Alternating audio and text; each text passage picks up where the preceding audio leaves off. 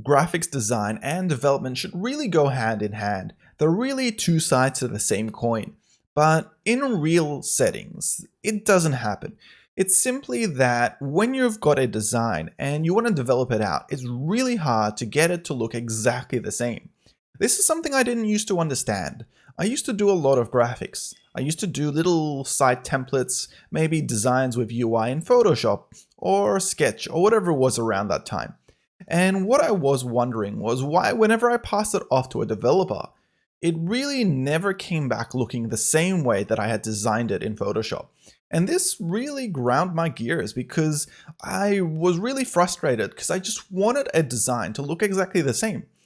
Why were the fonts a different size? That's really odd because I'm pretty sure that the font size was 12 in my design and now it's come out as 18. Why is the margin different? I put in margins of 100 pixels at the top and at the bottom, and now they're only 50 pixels or 10. I really don't understand what's going on. It wasn't until I got into development that I figured out that it's not that easy to get the design working, especially when you have to fight with HTML and CSS. People underestimate how hard it used to be, especially in the past when you had browser compatibility. You'd have things like IE chucking a fit just because you didn't use their syntax or it didn't want to adhere to some of the rules everyone else was using. And Chrome and Firefox were a lot easier, but in a general sense, getting them all to work in harmony was very hard. Then you'd have things like different design widths and heights.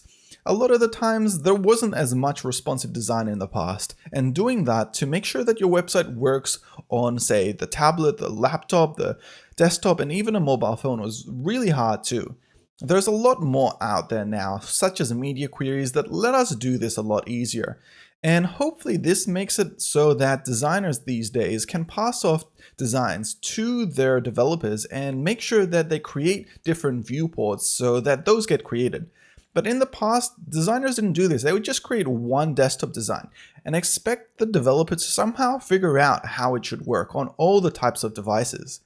On top of this, there was a lot of difficulty getting it working in general, simply because sometimes pulling out different CSS sometimes just wouldn't work.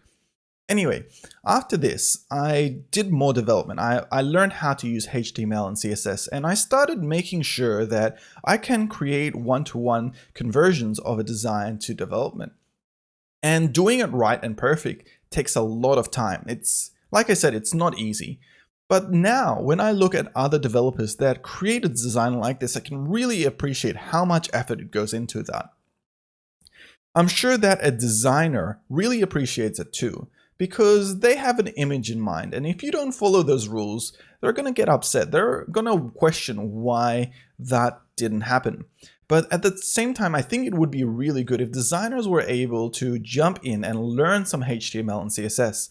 I think it would change how they design their websites, because a lot of the times with SVGs, with all these columns that we normally do as developers, those things make it easier to develop. But when a designer doesn't follow or adhere to column design, if they're just putting things all over the place, floating around, that's not easy to develop. And the expectations really have to be reduced a little bit for what they expect to happen when we're developing it.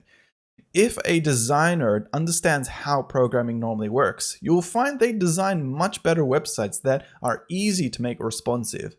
And I think I really like that. I've got a couple of mates that actually learned how to develop after they did designing, and the level of their designs has improved significantly. So that's my tip. If you guys are in design, learn a little bit of code, and I think that would help your designs in general so that they get done very well.